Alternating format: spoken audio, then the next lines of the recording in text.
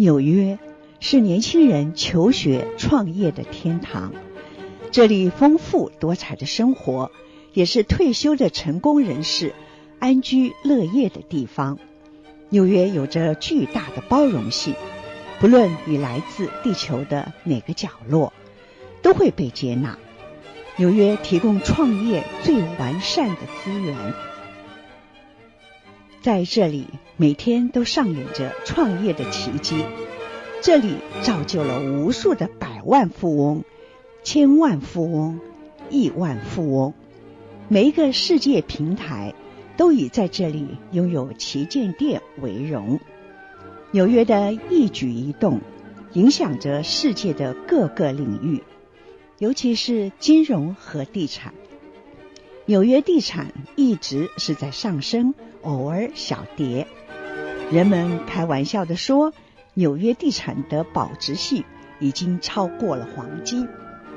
纽约地产投资这个节目将结合许多生动的投资实例，深入浅出地向大家展示现今纽约地产的走向，希望成为您投资的风向标。一讲到纽约的地产，很多人都望尘莫及，天天升高的楼价让很多呢都不敢入场，但是最早入场的人都赚到了大钱。那么在纽约3000多亿平方尺的情况下，很多人在想说还有升值的空间吗？今天就为您请到的这位嘉宾，他呢是一个著名的建筑师，也是建筑师负责人。我们来请到的就是 Mr. William Green。William, 你好。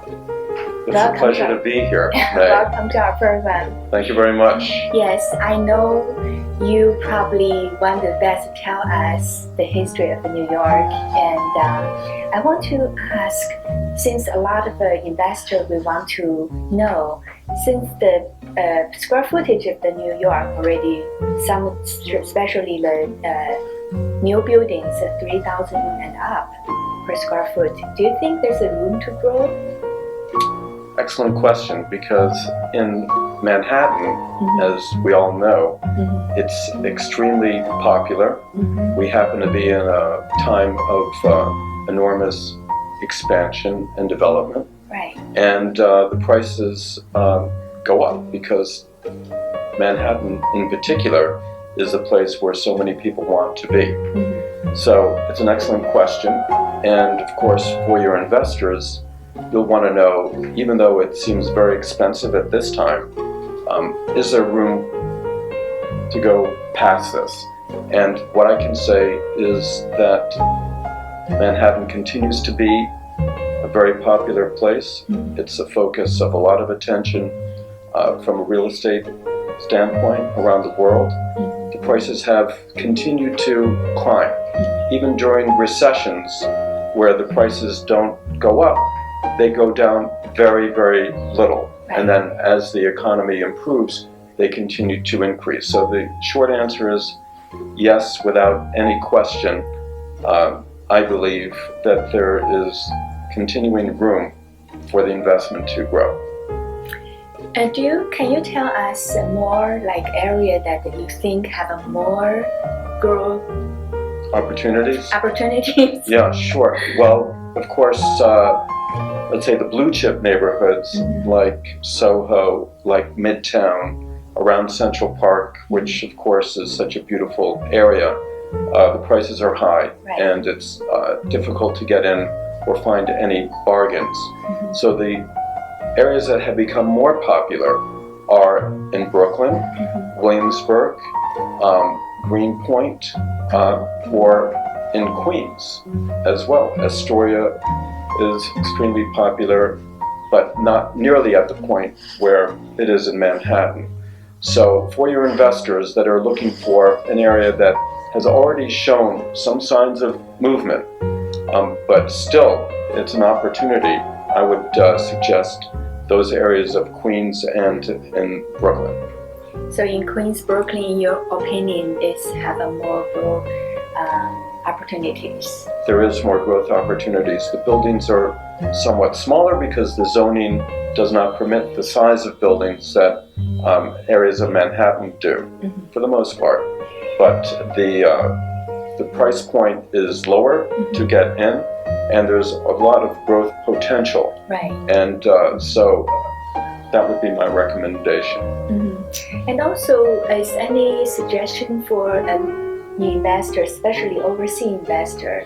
I mean, what do they have to be aware when they purchase a building in Manhattan? Right. Well, of course, depending upon the type and size of the building, the most important things that an investor would want to do for a residential building is understand the occupancy of that building. Right. If you have current tenants who are living there at a market price, meaning their leases are based upon what the market will gain, or sometimes there are apartments that are called rent-controlled apartments. Right. Rent-controlled apartments give the tenants an opportunity to inhabit the apartment at a much lower point than the market price, in order to allow people of all different economic levels to live in New York City. Right.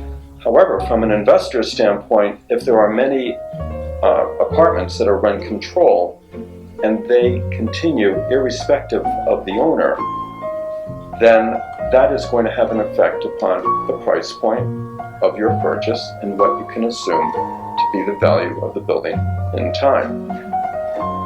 That's one item.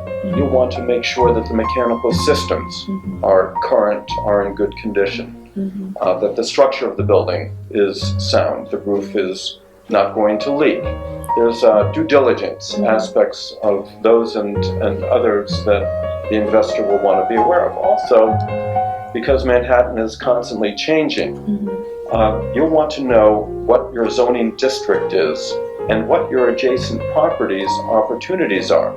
You may be interested in a building with a beautiful view or it has wonderful sunlight, but in 2 or 3 years' time, if the lot across the street grows to a taller building, then you might have a very unhappy surprise. Right. So investigation as to what the zoning is, what the adjacent buildings are, what the trend is in that neighborhood are extremely important aspects of the research that a potential purchaser would want to do.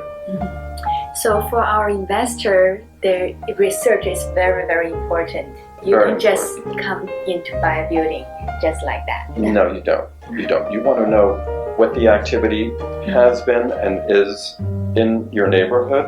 Of course, what recent sales are, what the future possibilities might be in terms of underutilized lots, as we were discussing before. There are districts in Manhattan that are landmark districts. Right. Those landmark districts are special areas that have generally a special architectural quality that the city has deemed is important enough to maintain. If you're in a landmark district, from an investor standpoint, there might be restrictions that you need to know about in terms of what you can do with your property, what kind of reviews are required, or how large your property might be able to be. If you have a building in a historic district, there are very specific requirements that you need to follow, and you need to know about that before you consider purchasing a building. I know as a board of director of your building, and you probably have a lot of story to tell us. What's the difference between co-op and condo, and why our investors should buy condo instead of co-op? Right. So I myself live in a co-op building, cooperative building. And a co-op, short for cooperative, is a building where the people who reside there own shares in a corporation. They don't actually own the property. Right. They own shares in a corporation that owns the building. And as such, the rules and regulations that determine who can purchase a co-op and how you can sell your co-op are quite more restrictive than in a condominium building. Condominium building is owning property, free and clear. It may be an apartment in a building, but there are much fewer guidelines for a condominium building. both in terms of being able to purchase, as well as being able to trade your property. Right. So I think for your investor, you would be more interested in a condominium building where the property can be more easily traded from yourself to a prospective purchaser. And also, it's a very interesting question because the last time you told me about the history of the Central Park, I know the real estate around the Central Park it's become so high, but people just keep buying it. And can you tell us about a little bit about the history of Central Park? Absolutely. From the reason why the value of the property is so great, we're discussing potentially a building could be built next to your property that would diminish it. Right. Central Park will always remain Central Park. That's right. The height restrictions for view are only as great as the tree will grow. Yes. Because there's no building that will be built in Central Park. Central Park was created in 1857 because the city was expanding, growing quite rapidly. And the city elders wanted to have a park to benefit the residents of New York City. And so there was a competition amongst architects and landscape architects to design a design for Central Park. And the winning entry was submitted by Frederick Law Olmsted, a landscape architect, and Calvert Vaux, who was his partner and architect. And they created a very naturalistic plan for Central Park that we enjoy today. One detail that you and your viewers might be interested to know is that the primary reason that their competition entry won is because their plan allowed for the city streets to go underneath Central Park. And the grid of streets, both east, west, and north, south, are maintained with the design of Central Park, even though when you're on the park itself, you're completely unaware that there is all this traffic occurring underneath. But both the city's traffic patterns are retained and the beauty of being in an urban park are retained. Right. And I know you also do a lot of, beside architect, you also do a lot of interior design, right? Yes. And you also have a business doing business in Hong Kong, France. And can you tell us about what makes your firm special? Well, thank you for the question. What we believe in our design is that each client is unique. Each property is unique, and its location, of course, is unique as well. Right. So with the unique client, the unique property and location is deserving of a unique design solution. And so the way we approach our architectural and design work is to embrace the unique qualities of the client, of the location, of the property, and to develop a design solution that is equally unique to those factors. So each of our design responses is different.